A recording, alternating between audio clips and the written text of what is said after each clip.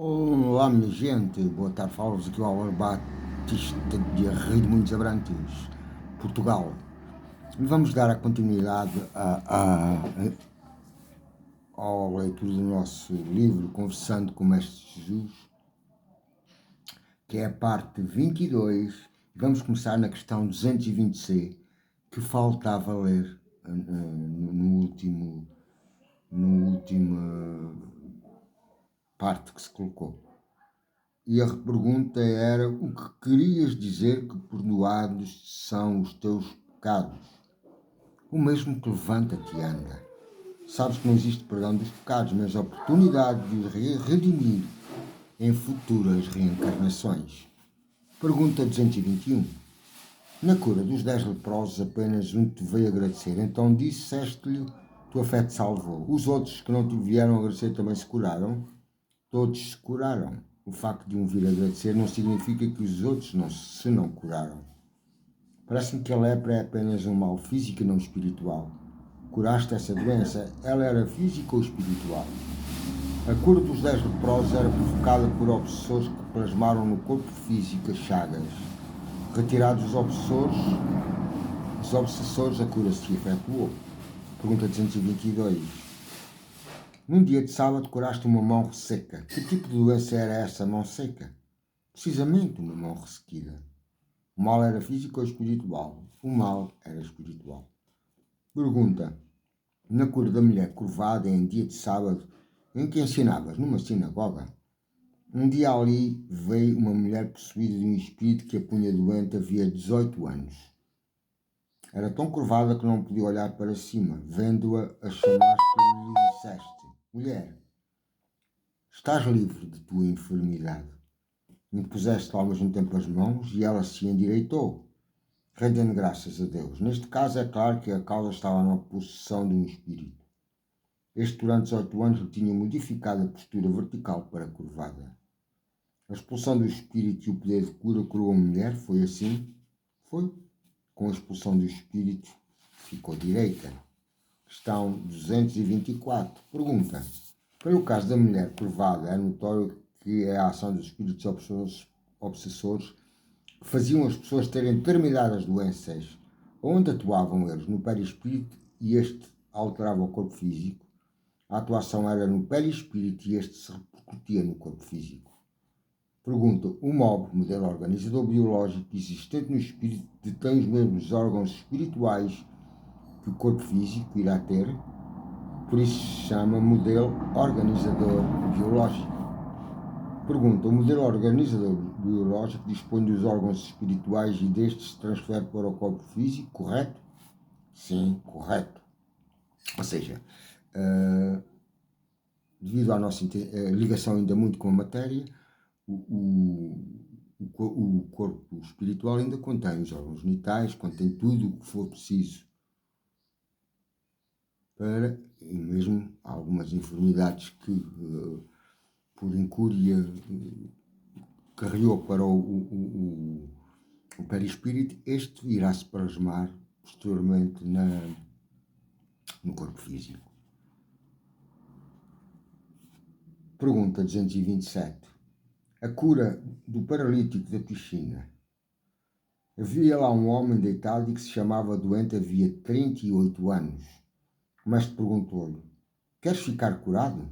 O doente respondeu: Senhor, não tenho ninguém que me lance na piscina depois que a água for movimentada e durante o tempo que levo para chegar lá, outro desce antes de mim.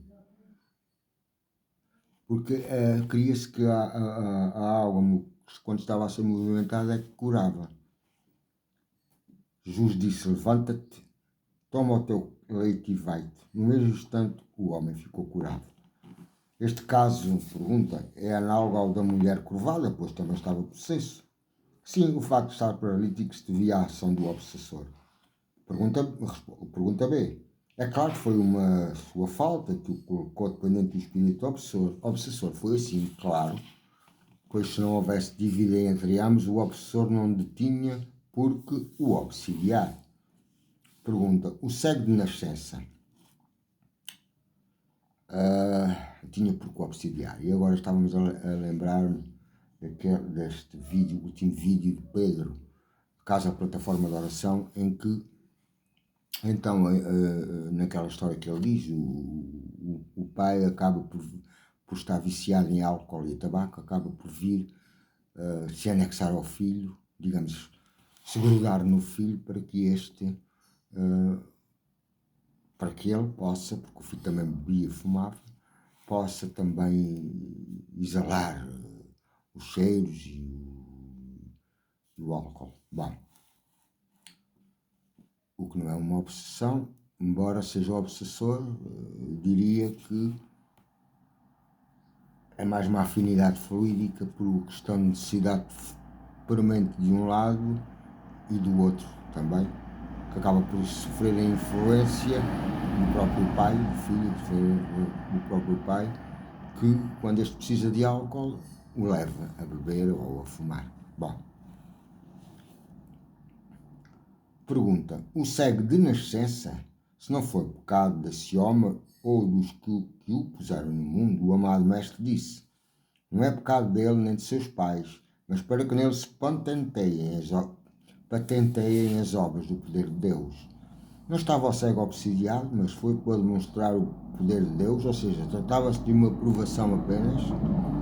Pode chamar de provação, mas tal como o outro cego, era para que nele se realizasse a obra de Deus. Pergunta, numerosas foram as curas efetuadas pelo Mestre. Como podemos constatar, e algumas outras, e citamos como exemplo o caso do leproso, da sogra de Pedro, dos 2 possessos gadarenos, do mudo, a fé de uma gentia, o jovem possesso e epilético. Podemos afirmar que eram possessões e provações. Não se tratam de cura, mas de libertação dos obsidiados, afastando-se para o efeito o obsessor. Pergunta 230. Parece-nos que o mestre dispunha de faculdades psíquicas que lhe permitia de imediato ver possessos, catalepsia, mesmo sem ver as criaturas. Daqui se deduz que as suas capacidades como espírito puro eram enormes. Todavia os apóstolos, no caso do jovem possesso epilético, perguntaram por que é que não fomos capazes de o expulsar? Então o mestre lhes disse, pela vossa pouca fé. Esta espécie de demónios não se expulsa se não há força de oração e de jejum. Está em Mateus capítulo 17, 20 a 22. O que queria o mestre dizer com não se expulsa se não há força de oração e de jejum? Precisamente isso, oração e jejum. Pois assim o Espírito lhe tem maior capacidade de expulsar os obsessores. É óbvio que a elevação espiritual do ser tem maior ou menor influência na expulsão do obsessor. Eu fiz aqui uma nota. O que Jesus fez ao expulsar demónios, curar cegos, epiléticos, surdos, paralíticos, leprosos, não foi milagre. Não existem milagres, mas circunstâncias que o parecem, porque a multidão de então não sabia como agora os seres e as religiões mundanas se servem dos mesmos factos e os consideram milagres. Na realidade não são milagres, mas desde que seja retirada a causa que provoca o mal, a cura se obtém. É um fenómeno natural que advém das particularidades do espírito, das relações entre eles e nós e das suas influências perniciosas no perispírito, que modificam o corpo carnal dotando de males físicos. Não se tratam de milagres e só a ignorância e o aproveitamento por gente oportunista e sem escrúpulos se vale da pouca cultura e conhecimento do ser e da multidão. Pergunta 231. É verdade que quando expulsaste os vendedores do templo, roubaste a mesa dos cambistas e os bancos dos vendedores de pombas? Marcos 11, 15 a 16. Não derrubei nada, mas manifestei minha insatisfação pela palavra. Questão 232. Pergunta. Também não permitiste que transportassem qualquer objeto pelo templo afirmando, não está escrito, a minha casa será chamada casa de oração para todos os povos. Mas vós fizestes dela um covil de ladrões. Realmente disseste ser aquela a tua casa de oração? Sim, era uma casa de oração. Entende, na época. Um templo e ali a presença de Deus. Assim se orava quando agora o fazes no retiro da tua casa. Pergunta. Uma das coisas que me deixou perplexo é a extraordinária evidência do mestre. Eu diria mesmo a percepção que tinha do futuro, ao ponto de saber que Pedro te iria negar 3 vezes e Judas Iscariotes te iria trair. Isto não é demasiado fatalista? Como se Judas estivesse desde sempre predestinado a te trair? Isto não é lhe toldar o livre-arbítrio? Resposta: ninguém está fatalmente predestinado a falhar. Para isso, tem o livre-arbítrio. Eu vi ao futuro e nesse futuro ele falhou. Ele não estava predestinado a falhar, mas entre não falhar e falhar, escolheu esta última. O facto de ver o futuro não significa que ele teria de falhar para que tudo se realizasse segundo a profecia. Pergunta A. Ou Judas podia não te ter traído sem que isso modificasse a crucificação? Precisamente, se não fosse Judas, seriam os fariseus. Mas no caso de Judas é que falhou sem que isso toldasse seu livre-arbítrio. O que estava previsto já estava escrito no futuro. E assim se realizou a entrega por Judas e a crucificação. Questão B. Ou seja, tudo era futuro, mas ao mesmo tempo presente e passado. Estava assim predestinado, não estava predestinado. O que vimos é os acontecimentos que se irão realizar no futuro provável. Pergunta questão 234. A quando a tua prisão no Getsemane, um dos apóstolos presentes, tirando a espada, feriu o criado do sumo sacerdote e cortou-lhe uma orelha. Marcos 14, 47. O mestre, tocando na orelha, curou-a. Lucas 22, 51. Curaste, amado mestre, mesmo uma orelha ferida ou cortada? Sim, o tal poder de cura. Questão 235 para encerrarmos.